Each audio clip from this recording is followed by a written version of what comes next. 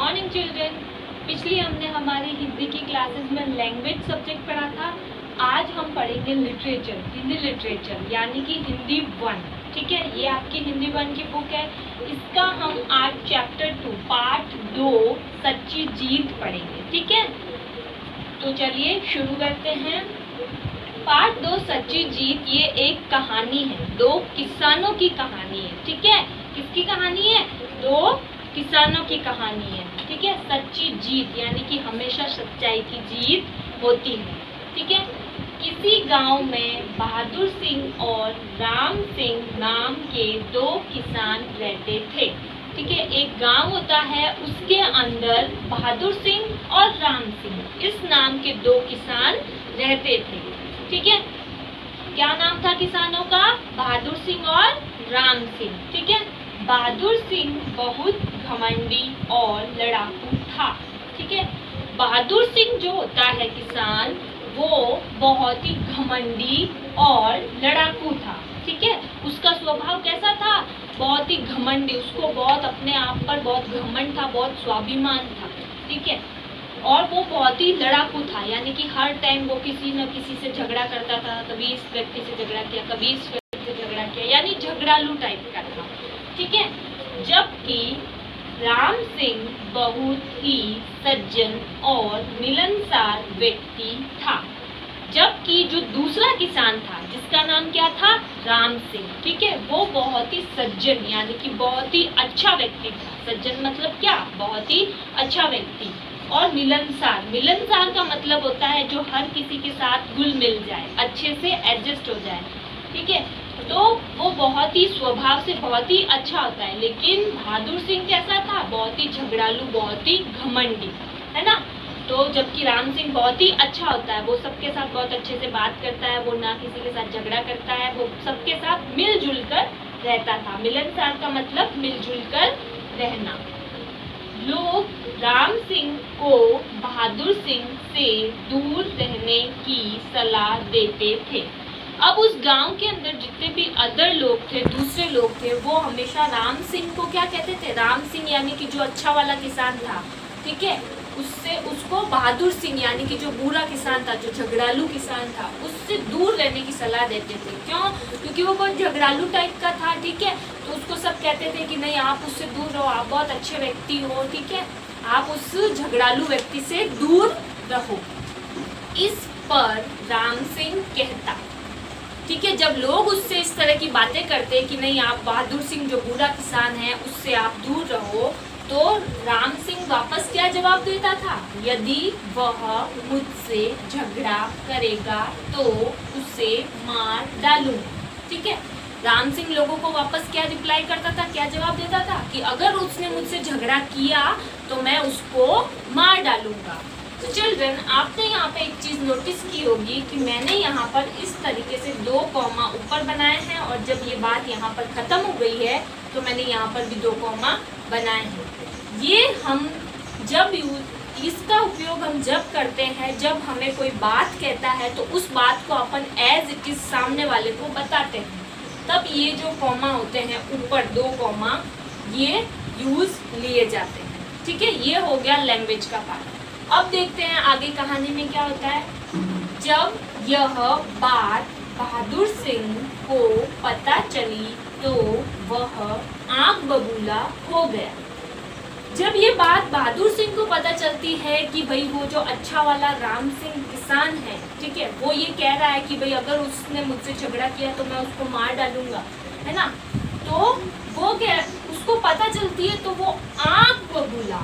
आंख बबूला का मतलब होता है एकदम बहुत ज्यादा गुस्सा आ जाना। ठीक है, आंख बबूला का मतलब क्या होता है? बहुत ज्यादा गुस्सा आ जाना। ये एक मुहावरा है। ठीक है, ये एक क्या है? मुहावरा है। ठीक है, तो उसको बहुत ज्यादा गुस्सा आ जाता है। किसको गुस्सा आ जाता है? बहादुर सिंह को। ठीक है, एक दिन उसने राम सिंह के खेत में अपने बैल छोड़ दिए। अब उसको गुस्सा आ जाता है, वो सोचता है कि मैं इससे बदला लेकर आऊंगा, इसने मेरे बारे में ऐसा कहा तो कहा ही कैसे, ये मुझे मारने की बात कैसे कर सकता है। तो वो क्या करता है, राम सिंह का जो खेत होता है उसमें उसने अपने बैल छोड़ दिए, वो वहाँ पर अपने बैलों को छोड़ देता है। बैलों ने खेत की सारी फसल नष्ट कर दी। अब बैल क्या करते हैं, उनको ऐसे ही खुला छोड़ दिया जाता है, तो वो क्या करते हैं, राम सिंह के खेत के अंदर जितनी भी फसल होती है वो सारी खत्म कर देते हैं, सारी नष्ट कर देते हैं, पूरी खराब कर देते हैं। परंतु राम सिंह ने कुछ नहीं कहा। लेकिन राम सिंह इतना अच्छा व्यक्ति होता है, वो कुछ नहीं कहता है। फिर जब एक दिन बहादुर सिंह की गाड़ी कीचड़ में फंस गई, ठीक है, एक दिन क्या होता है, जब राम सिंह के खेतों की फसल खराब कर दी, लेकिन एक दिन क्या होता है कि बहादुर सिंह कहीं जा रहा होता है अपनी बैलगाड़ी से, तो उसकी जो गाड़ी होती है वो कीचड़ के अंदर फंस जाती है, ठीक है। तब राम सिंह ने उसकी मदद की। तब कोई और मदद करने नहीं आता है, क्योंकि सारे लोगों को पता होता है कि ये जो बहादुर सिंह है वो बहुत ही झगड़ालू है, बहुत ही अच्छा नहीं है, ठीक है, बहुत ही घमंडी टाइप का इंसान है, तो कोई भी गांव वाला उसकी मदद करने के लिए नहीं आता है, ठीक है। सब लोग यही कहते हैं, जाने दो, ये तो सारे दिन झगड़ा करता रहता है ना। तो कोई जब मदद करने नहीं आता है, जब ये बात राम सिंह को पता चलती है, तो राम सिंह उसकी मदद करने के लिए जाता है। राम सिंह की दयालुता देखकर बहादुर सिंह का सिर शर्म से झुक गया।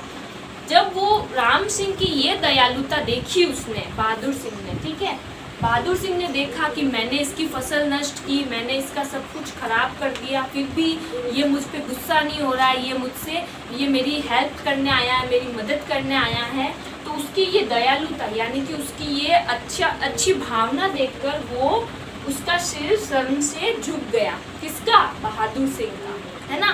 तो उसको ऐसे बहुत बुरा लगता है, अरे मैंने इसके साथ बहुत बुरा किया, लेकिन इसने मेरे साथ हमेशा अच्छा ही किया है।